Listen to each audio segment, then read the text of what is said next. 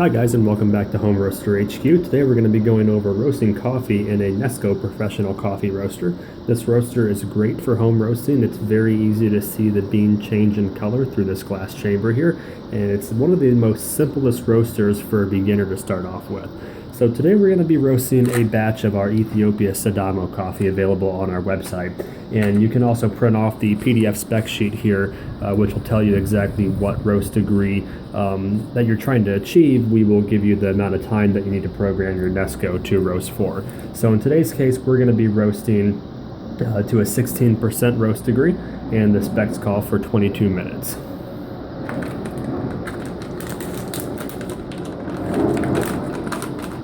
So we're going to go ahead and take the beans and we're going to fill up the chamber to the fill line, not past it.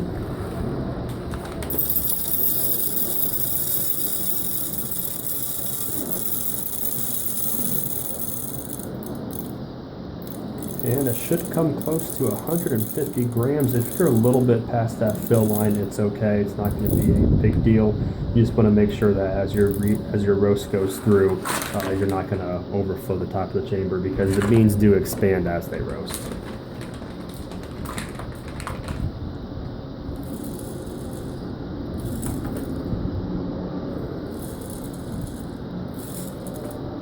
Okay, we have 150 grams on that scale right there.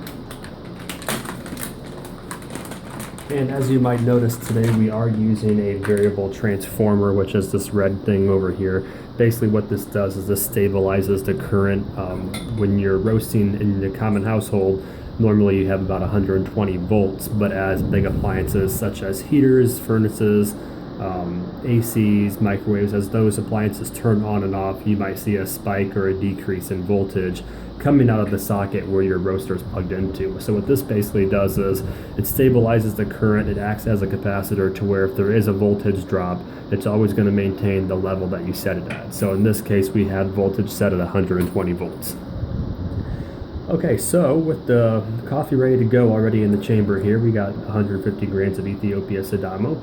We're going to go ahead and place that on the actual roaster, and it just twists on just like that. Okay, and we're going to go ahead and turn on our Variac. And if you don't have one of these, just go ahead and plug it into a household outlet.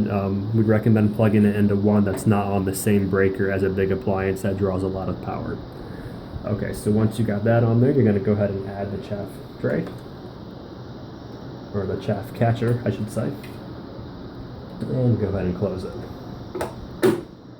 Now for a 16% roast degree for Ethiopia Sidamo, our specs call for a 22-minute roast time, so we're going to go ahead and set this to 22 minutes. One thing to keep in mind with the Nesco is that the roast time is 5 minutes less than what you program. It's going to go into a cooling cycle in the last 5 minutes. So we have it set for 22. We're going to go ahead and hit start, and you're going to see the auger start to spin. And it's going to go through the entire roast process, and you'll be able to see the beans as they change in color.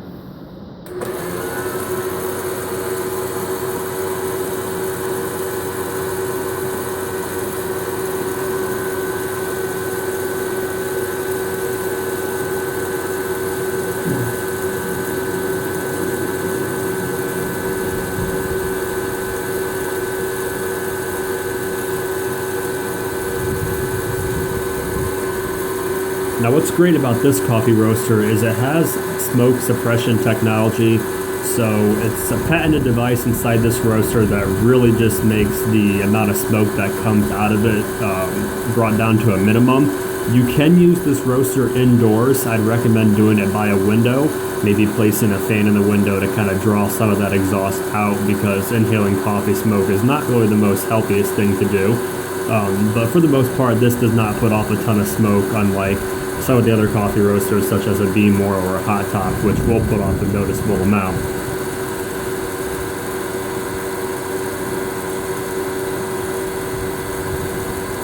So basically how this coffee roaster is functioning here, you have the center auger, as you can see, that's spinning the beans, bringing them up, dragging them down, and this bottom plate here is blowing hot air up into the chamber to get those beans heated up.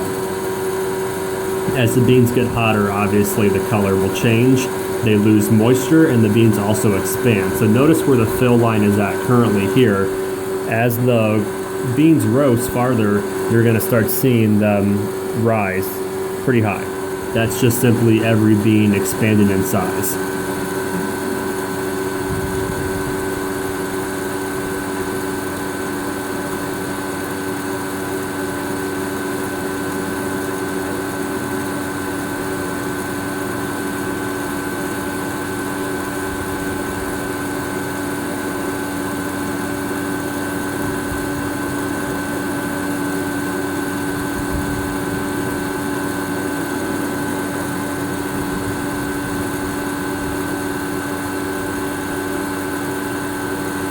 Now this roaster can be picked up on Amazon or eBay for around 150 bucks used. Usually I've seen them brand new for around 175 or so. But for the most part, this is one of my favorite roasters to teach a new home roaster how to roast coffee, simply because you can see straight through the chamber and you can see the bean colors as it's changing. There's no guards or anything in the way of that, so it makes it really easy to actually explain to someone what is happening as the coffee is roasting. So that's one of the big pros for using this roaster.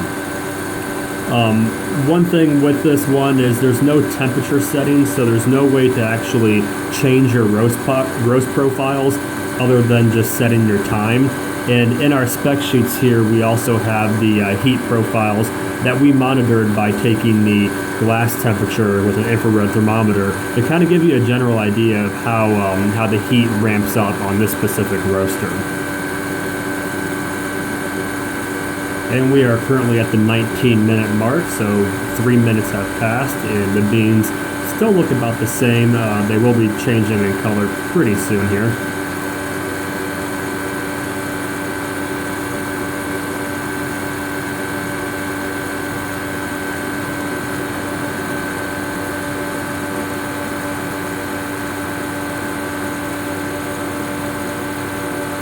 Now, one thing that I don't like about this roaster is the cooling mode.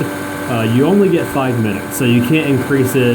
The only way to increase a cooling cycle on this is to basically unplug the unit, plug it back in, start a new roast, and then immediately put it into cooling cycle.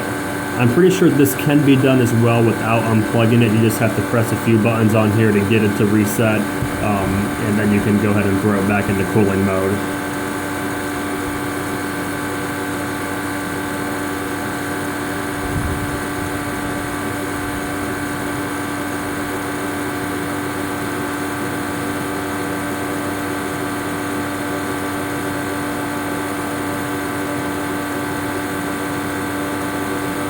Now, since the cooling mode is only set for 5 minutes on this, what I normally do is I have my variable transformer here ready to go.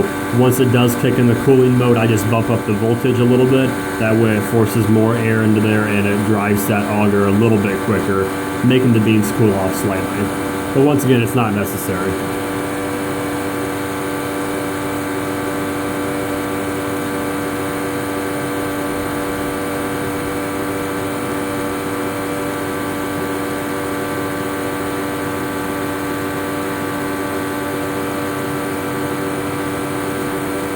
Okay, so the beans are starting to change in color slightly. I'm going to go ahead and move the camera, that way you guys can see a more closer image of this.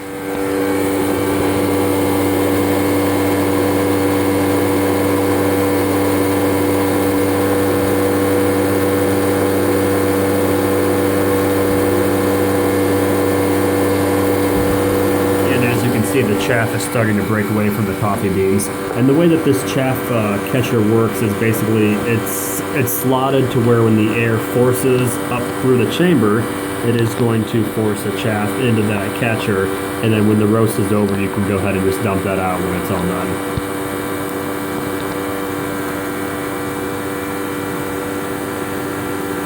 And you can see that our quantity inside the chamber is starting to rise as far as the volume.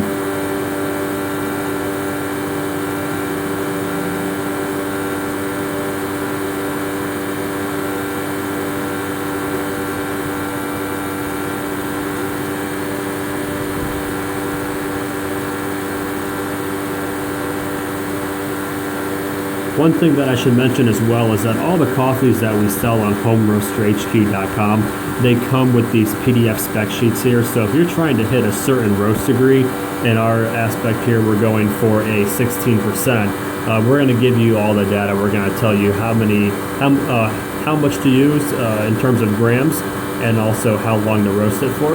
In the more advanced roasters, such as the B-More or the Hot Top, they may have more specific specs on there and everything, but for the Nesco, it's pretty straightforward and simple for the beginner to just to print off a PDF and use it as a quick guide. None of the coffees that we sell on our website do not come with this, so they all have been tested across multiple roasters, and we provide these for you free of charge.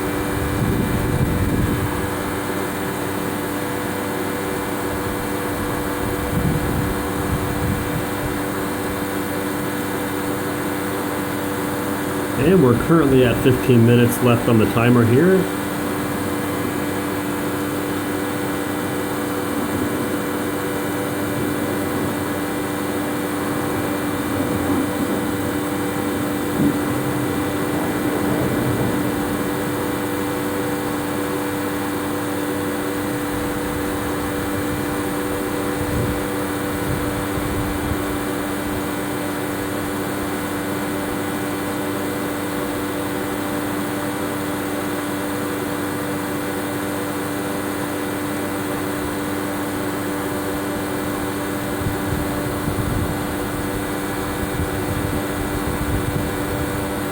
Now, as a beginner coffee roaster, you might be asking yourself, what is roast degree? Which I've mentioned quite a few times here in this video. Basically, roast degree, also known as the percentage of weight loss, is a way of basically roasting your coffee to a specific level. As your coffee roasts, it loses moisture, and in turn, it loses weight as well. So before we put the green coffee into the chamber, we measured out 150 grams. And once it's done roasting, we're going to weigh it again to see what our final weight is. And then we're going to divide and get our ending percentage amount.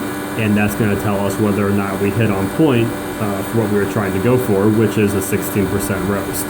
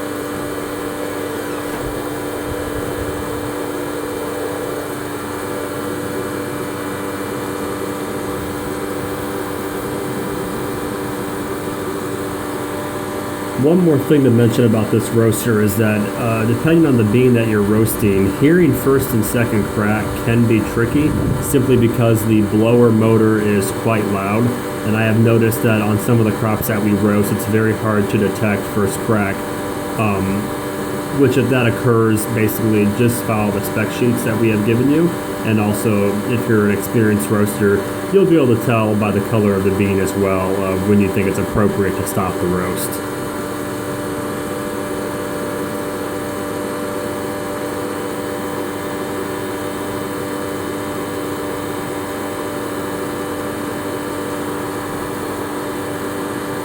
And we're going to go ahead and move in here for another close-up shot.